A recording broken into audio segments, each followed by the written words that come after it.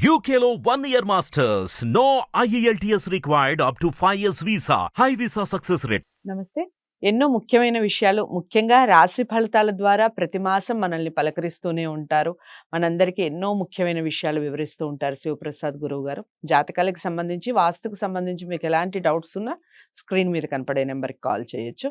అయితే ఈ మధ్య కాలంలో నేను కూడా ఒక వీడియో ఆల్రెడీ చేసున్నాను. మన ఛానల్‌లోనే ఉంది. 12 రాశులు కాదు 14 రాశులు అని కొంతమంది వాదన వినిపించటం. అది సరైంది కాదు అని నేను చాలా మందిని కనుక్కోవడం. శివప్రసాద్ గురువు గారు కూడా అది కాదు 12 రాశులే ఉన్నాయని చెప్పడం జరిగింది. అయితే గత కొన్ని రోజులుగా ఒక ప్రముఖ ఛానల్, నేషనల్ వైడ్‌గా ఉన్న ఒక ఛానల్ 12 రాశులు కాదు 13 రాశులు ఉన్నాయి అని ఒక కొత్త కొత్త పద్ధతిలో కొత్త వివరణ అనేది వివరించటం జరిగింది. అసలు నిజంగా 12 రాశుల ఈ 12 రాశులు ఎలా రావడం జరిగింది? ఈ 13వ రాశి కొత్తగా ఎలా రావడం జరిగింది? అసలు అది సాధ్యమేనా? ఈ విషయాలన్నీ వివరించడానికి నాతో పాటు ఉన్నారు శివప్రసాద్ గురువు గారు. అడిగి తెలుసుకుందాం. ఖచ్చితంగా మనం ప్రతి మాసం పలకరిస్తూనే ఉంటారు. ఇక ఈ 13 రాశుల గురించి గురువుగారు ఏం మాట్లాడతారో విందాం. నమస్కారం గురువుగారు. ఆశీర్వచనం తల్లి. గురువుగారు 12 రాశులు కాదు 13 రాశులు అని ఈ మధ్య కాలంలో నేషనల్ వైడ్‌గా ఉన్న ఒక ఛానల్, ఇంగ్లీష్ ఛానల్ ప్రసారం చేయడం జరిగింది. ట్రెండింగ్‌లోకి రావడం జరిగింది అది కూడా. నిజంగా అసలు 13 రాశులు అనేది సాధ్యమే అంటారా? మీరేమంటారు చెప్పండి? శ్రీ మహాగణాధిపతయే నమః. ఐం మహాసరస్వత్యే నమః. శ్రీ లలితాంబికాదేవ్యే నమః. మీరేదో ట్రెండింగ్‌లో ఉంది ఈ మధ్య ఏదో ఇంగ్లీష్ ఛానల్‌లో ఇట్లా చెప్తున్నారు అని అంటున్నారు గానీ అమ్మ, మేమైతే ఎక్కడ వినలేదు. దాన్ని పెద్దగా ఏమీ గమనించలేదు. ఎందుకంటే దాంట్లో ఏముందో వాళ్ళు ఏం చెప్పారో తెలీదు.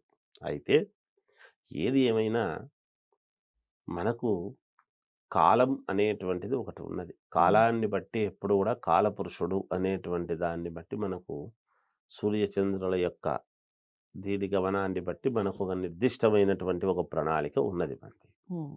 దీనికి మనకు ఒక 24 గంటలు ఇంత అనేటువంటి ఒక ప్రామాణికము. దాన్ని బట్టి మనకున్నటువంటి 27 నక్షత్రాలు అశ్విని, భరణి, కృత్తిక, రోహిణి మనం చెప్పుకుంటున్నాం. ఇలా నక్షత్రాలకు చెప్పుకున్నటువంటి వాటిల్లోనే రాసులు వచ్చాయి. అలా లెక్క వేసుకున్నప్పుడు మనకు 12కు ఒక ప్రాధాన్యత ఉన్నది. మనకు 12 గంటలు అయింది అంటే ఒక ఇది, 24 గంటలంటే ఒక ఇది. అందుకనే 120 సంవత్సరాలు మానవుడి యొక్క ఆయుర్దాయము కదా. 12 రాసులు, 12 నెలలు, ఒక పద్ధతి, ఒక విధానముగా, ఒక పంచాంగము ఉన్నా కూడా ఒక విధానముగా ఉంటున్నాయి. పంచాంగాలు ఎవరు రాసినా వాళ్ళు సూర్యోదయాన్ని కొంచెం అటు ఇటు బట్టి రాస్తూ ఉంటారు తప్ప దానికి ఒక ప్రామాణికం, ఒక లెక్క అనేది ఉన్నది.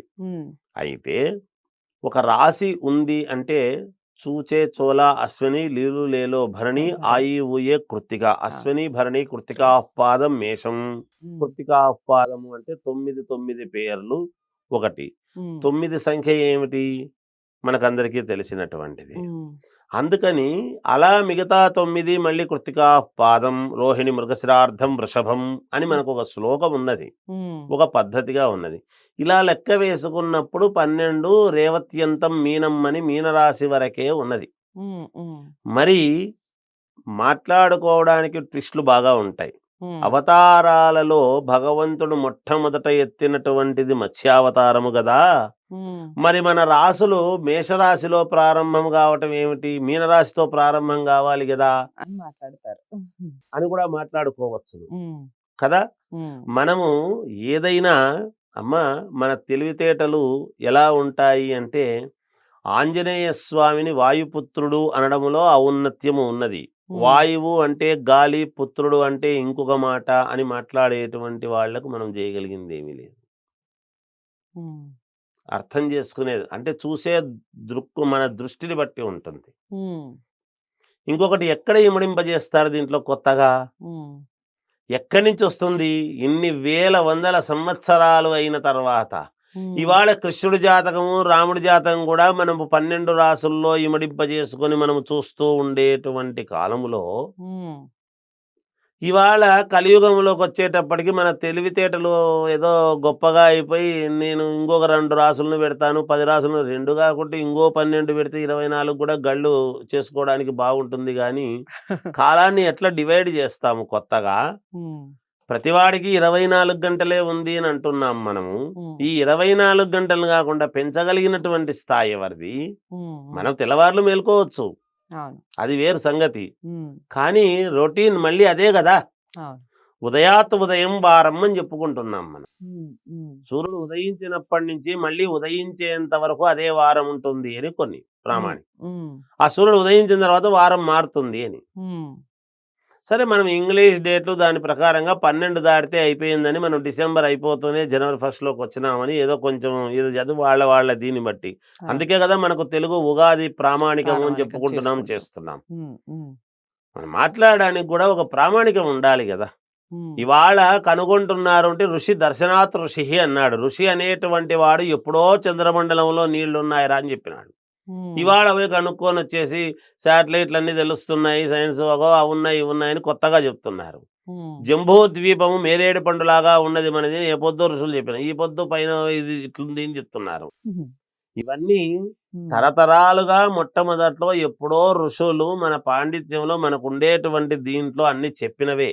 ఉమ్, ఇంకొకరిని విభేదించాలి అని కాదు. ఉమ్, ఉమ్, ఉంటాయి. ఇప్పుడు మాట్లాడుకోవడానికి ఏదో కొత్తగా అవునా అని ఆశ్చర్యపరిచేటువంటి విధానముగా మాట్లాడవచ్చును, కానీ అది కాదు.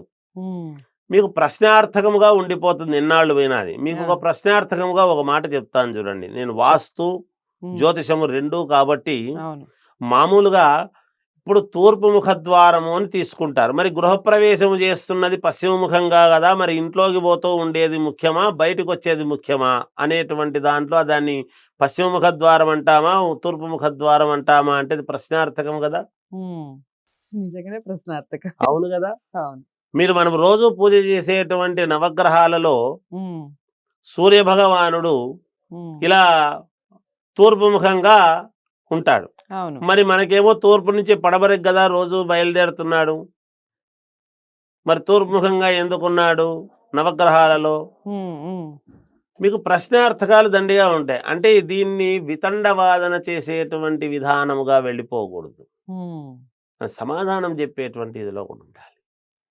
అందుకని అమ్మా, ఎవరెవరో ఏదేదో ఒకరు 12 మాట్లాడుతూ అన్నారు. ఉంటాం. ఆ మధ్య ఎవరో పుణ్యాత్ములు 14 ఉన్నాయి అన్నారు. అవును. ఉం? ఉమ్, ఆ కర్కాటక రాశిలో ఏదో కొంచెం సగమే తీసుకోవాలి అన్నారు. ఈ మన బుద్ధి పుట్టినట్టు సగం తీసుకుంటాను, నేను పావు తీసుకుంటాను, ముక్కాలు తీసుకుంటాను అంటే మనకు తోచినట్టుగా శాస్త్రం ఏమి చెప్పిందో అది చదువుకొని మనం చెబితే గొప్ప గాని, ఉమ్, మనం ఏదో అతిశయోక్తిగా దీన్ని ఇట్లెందుకు అనకూడదు, అలా ఎందుకు అనకూడదు అని మన సొంత పెత్తనం చేస్తే అది పాండిత్యము కాదు తల్లి ఎప్పుడూ కూడా.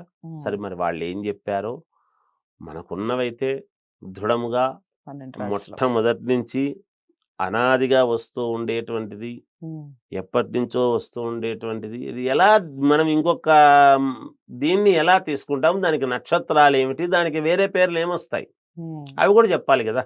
ఉమ్, తేచి అక్కడ ఎక్కడ కూర్చోబెడతావు దాన్ని తీసుకొచ్చి? ఉమ్, ఏం మన ఇల్లా? ఇక్కడ 4 చైర్లు ఉన్నాయంటే ఇంకో చైర్లు స్టూలో ఏదో వేసి కూర్చోబెట్టొచ్చులే అనడానికి ఉమ్, కాదు కదా. ఉమ్, అందుకని అలా ఎట్లా బుద్ధి పుడితే ఇది ఉమ్, మనము నిర్ణయించింది కాదమ్మా. ఇది ఒక పద్ధతి, ఒక విధానము, దానికి ఒక ఉమ్, ప్రామాణికము, ఉమ్, ఒక బేస్ ఉండాలి. దేనికైనా కూడా బేస్ లేకుండా ఏది మనం మాట్లాడితే ఉపయోగం లేదు తల్లి. ఓకే. అది నా భావన. చాలా చక్కగా వివరించారు.